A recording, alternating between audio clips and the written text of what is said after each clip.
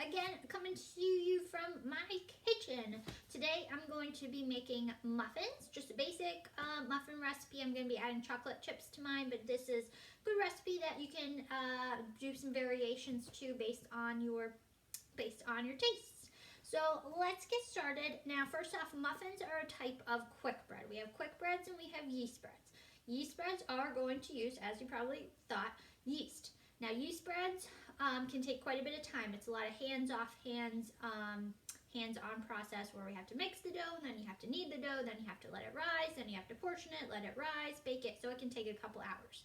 And even when we do it in class with some of my other FCS classes, it can take a span of 3 days to make that dough and make that bread. So quick breads, on the other hand, as the name suggests, is quick. Okay, within one class period. This recipe I want to dedicate in this video to my 7th grade class, because unfortunately with their change of schooling and all that, they were unable to make this recipe. So the 7th graders, this goes out to you. But again, when I have my students make this in 7th grade, they can have it mixed, baked, out of the oven, and tasting them within the 42-43 minute period. So it's a great one just to kind of whip up with that. Okay, so muffins are a type of quick bread. Other types of quick breads: banana bread, cornbread, some of your coffee cakes, biscuits, scones. Again, those are all of our quick breads, which means that we can quickly whip those up.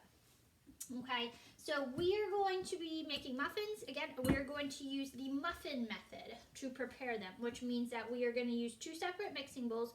All of our liquid ingredients are going to go in one mixing bowl, and we'll talk about that second. And then all of our dry ingredients go in one mixing bowl, which we're going to look at first. We're going to bring those together at the end, and we do that because with quick breads, you don't want to overmix. If you overmix, you overdevelop the gluten. Gluten is the protein found in wheat. If you overmix and overdevelop that gluten, you're going to end up with tough, chewy muffins, which we don't want.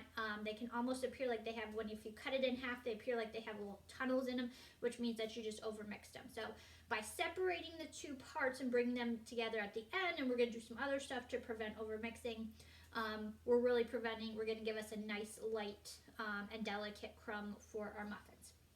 So I'm going to start off with my dry ingredients. So in here, my mixing bowl already, I have 1/2 cup of sugar, and I have 2 teaspoons of baking powder. Now, let's talk about baking powder versus baking soda, okay? Big difference between the 2. Now, they're both leavening agents, which means that these are going to cause our baked goods to rise. So yeast does the same thing if we're talking about our yeast breads. So this is what's going to cause you to, once we put our muffins in the oven, they filled up 2/3 of a cup of our muffin cup, and when you take them out, they've really puffed up. That's your leavening agent at work. These 2 ingredients need different things to react. Baking soda needs an acid. This could be brown sugar, it could be lemon juice, it could be vinegar, chocolate works as an acid.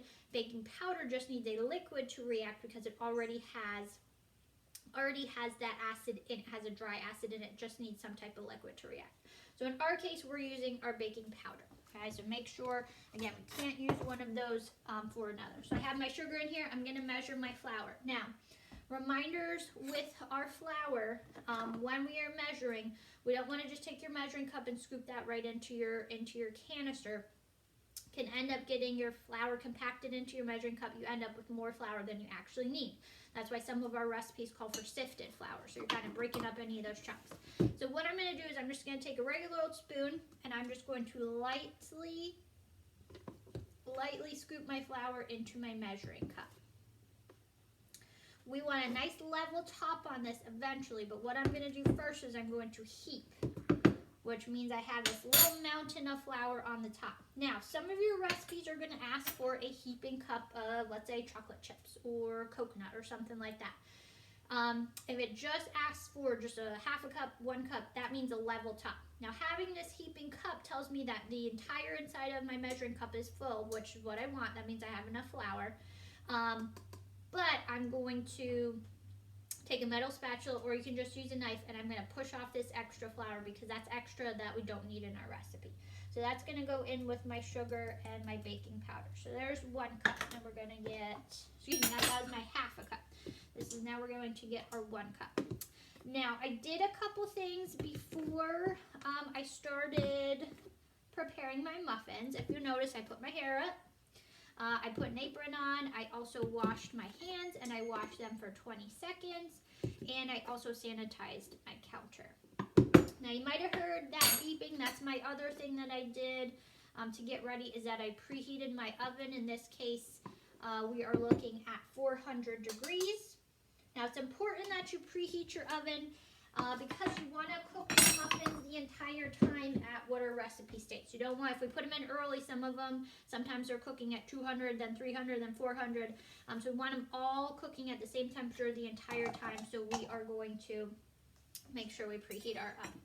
Okay, so I'm just going to get rid of my extra flour here, spilled. So in this mixing bowl, so far, I have my flour, I have my sugar, I have my baking powder. Last of my dry ingredients that I'm going to add is my salt, and I need half of a teaspoon of salt. Now, can I measure my salt right over my mixing bowl? No, okay? You don't want your extra salt. That extra salt that might fall off and go into your mixing bowl. So just do it off to the side. In this case, I'm just going to do it over my sink, half a teaspoon. And again, I want a nice level top here, so I'm going to take my knife and I'm going to run this across and level that off, and that's going to go into my dry mix, my dry ingredients. So we're just going to give that a nice little stir. And at this point, our dry ingredients are done, so we're going to set that aside. So next we're going to worry about our liquid ingredients. Now, in my bowl here, you can kind of see I have my egg. So I have one egg. Let's talk about, let's say I had to add my egg to my dry ingredients. I wouldn't want to add my egg directly on top of my flour, because if you think about what the color of the shell is versus the color of the flour, very similar in color, so we'd want to crack your egg into a separate bowl. In our case, it's the first thing going into our mixing bowl, so it's fine just to put it in there first. Want to break that, kind of whisk your egg, break the yolk, so I can use an actual whisk. I'm just going to use a fork. So we're just kind of mixing it to break your yolk and kind of incorporate all your egg.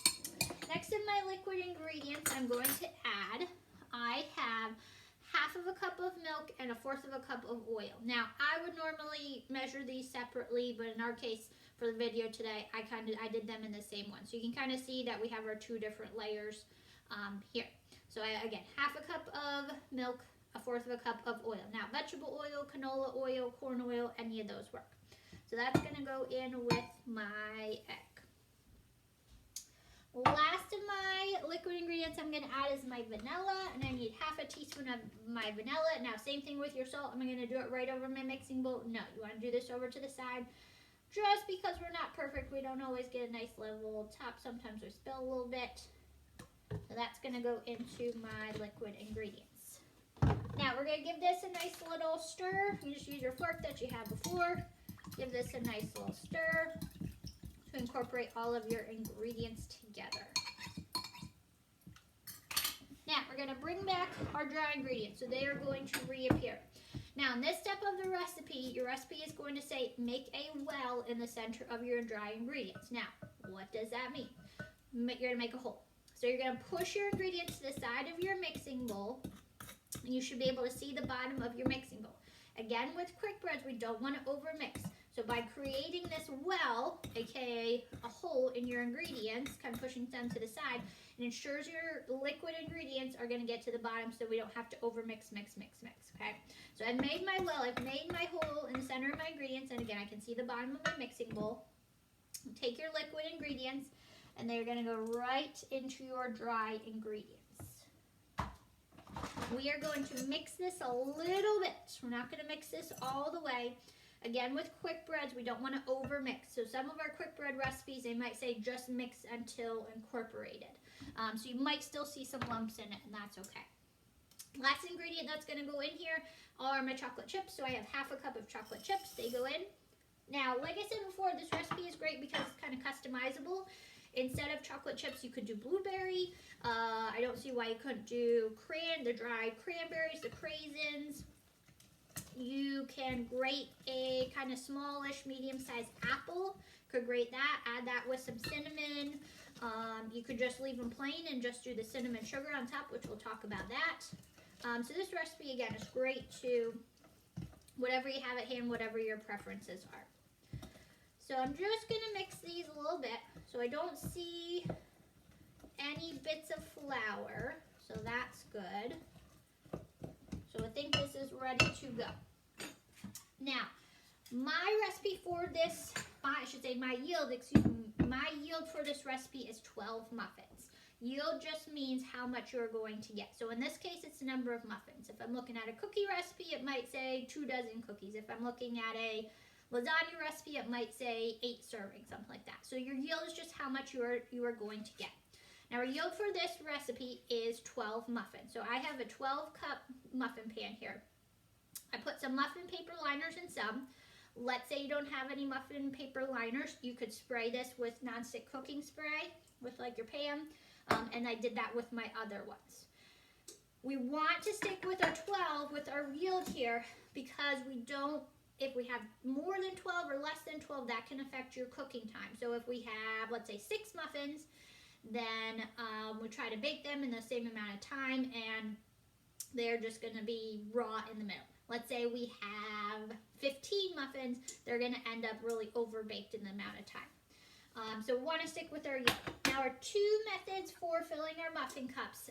We can do the 2-spoon method or we can do the cookie scoop method. So I'll show you both. So with the 2-spoon method, you take a scoop of your batter and then you're going to take that off and then you're going to push that into your muffin cup with your other spoon. So I'll show you that again. So we take a scoop, right, and then I push that off into my muffin cup with the other spoon.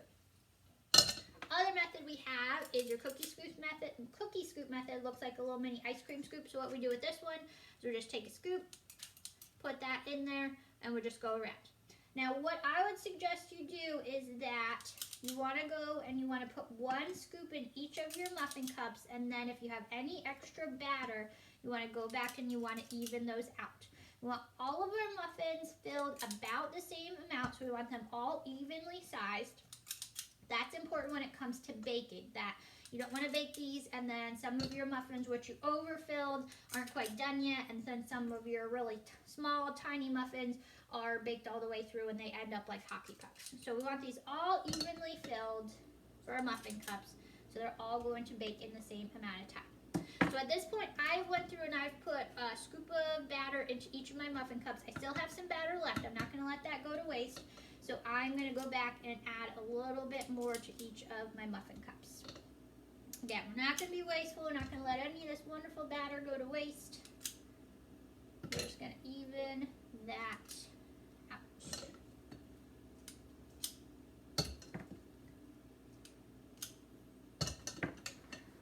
Now at this point, I'm getting down towards the bottom of my mixing bowl. So I'm going to scrape down the sides of my mixing bowl. I'm going to take my rubber scraper for that. I can scrape off my 2 spoons, get all the batter off of those. I don't need them anymore. I just can get it in my sink. I'm going to scrape off my 1 spoon. I'm done with that. I don't need that anymore. And I'm going to scrape down the sides of my mixing bowl. Sometimes when you're making cookies, just by scraping down the sides of your mixing bowl, you can get a whole extra cookie or 2 out of that. So we don't want to let that go to waste. So again, I'm just going to fill up the rest of my muffin cups. Trying to even these out as best as possible. And again, if you're not using the muffin paper liners, you definitely want to spray this with some non-stick spray. Grease these. You could grease them with Crisco. We just don't want these to stick to our muffin pan. They can be a pain in the butt to get out then. Okay, so last scoop. Don't want to let any of those chocolate chips go to waste. And into our muffin pan. Okay, so that one is done. Last step before these go into the oven, I'm going to add a cinnamon sugar mixture to the top. So in my custard cup here, I have 1 tablespoon of granulated sugar. And then I'm going to add 1/4 of a teaspoon of cinnamon. And that's going to go right in.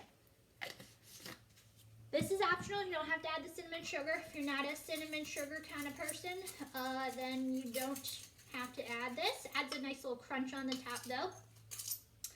So I'm gonna save a spoon, and I'm just gonna use my measuring spoon here. We're just gonna lightly sprinkle your cinnamon sugar on top of your muffins. Now we don't want to eat this batter. We might be very tempted to eat it. It has raw egg in it and raw flour, which are not good to eat. Raw egg has been linked with salmonella, and raw flour has been linked with E. coli. So if we eat it raw, we might be tempted to eat it raw, but we don't want to because we could get sick from that. Okay, so these are going to go into the oven. Now, your recipe says 15 to 20 minutes for our baking time. So 15 to 20 minutes. What do I set my timer for? We set it for 20 minutes, and we check these, and they're overbaked. Can we take time away? No. If we set it for 15 minutes, and they're not quite done yet, can we always add more time? Yes. So I always want to set it for the lesser amount of time because we can always add more time, but we can't take time away. So these are going to go in to our oven for 15 minutes. Now, when these come out of the oven, we are going to take them out of the pan immediately and put them on a cooling rack. If you think about it, this pan is going to be warm and hold on to some heat. It's been in a 400 degree oven for 15 minutes, so it's going to hold on to some of that heat. So if we leave our muffins in there, they're going to continue to bake. So this recipe is pretty good with 15 minutes for your time. To test if they are done, take a toothpick, insert the toothpick. If the toothpick comes out clean, then they are done. If your toothpick comes out and it looks a little gummy and it looks like there's stuff stuck on it, then they need a minute or two more. So I'm going to throw these in. Happy baking. I hope your muffins turn out fantastic. Again, let me throw these in. Good luck if you make these at home. To my students, I would love to see your pictures if you make these at home. And good luck on your assignments. Stay happy, stay healthy, and as always, folks, be good, be nice, be kind. See you later.